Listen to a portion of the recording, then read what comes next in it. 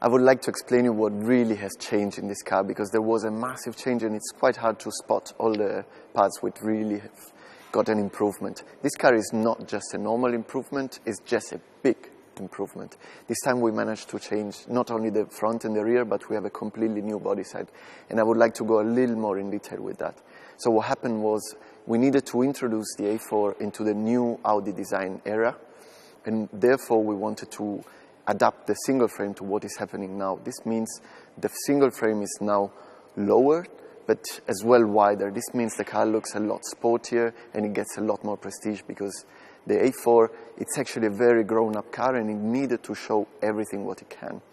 As well as the single frame, the lamps has changed. We want the lamps to look like the eyes of somebody, and when you look somebody in the eyes and you see that something has changed, you know that there is something new in there. Therefore, we have a very simple outline now, and everything is happening inside. We have the segments running through there like we learned from the A8 and the A7 and the A6, and we want the B-segment limousine to show exactly the same kind of level. Therefore, we decided to adapt a lot as well on the bumpers. Every car is getting a different design, so the base model, the S-Line, the S4 and the A4 All-Road, they all get a very different character. Each of them is gonna be adapted to different customers, to different kind of needs, and therefore a different face. The same was very important to bring this kind of sportiness into the body side. This means we wanted to use what we started with the Prologue concept car. We want to have this on the A4 as well. Therefore, we have now the Quattro blisters sitting nice on top of the wheel, and the shoulder line is now sitting in between the wheels, a little bit lower, and this makes the car a lot more voluminous, and it sits better on the road, and it looks a little more mature. As well, on the rear end, we wanted the car to look more mature. This was really the impact what we wanted.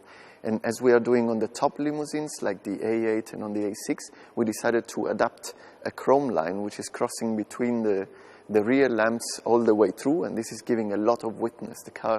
The width of the car, the impression is a lot bigger somehow. And the same, we adapted this kind of sporty design to the lower part. As I said, for the front, the base, the S-Line, S4, and the All-Road, they always get a different kind of attitude, and each of them will give you a different diffuser, a different kind of exhaust treatment, but always looking very sporty. So I think this is quite a bit of an overview of what the A4 is going to look like. There are all the elements in the front, the side, and on the rear.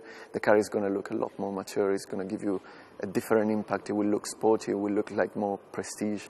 I hope you will just realize this when you see it once it's on the road.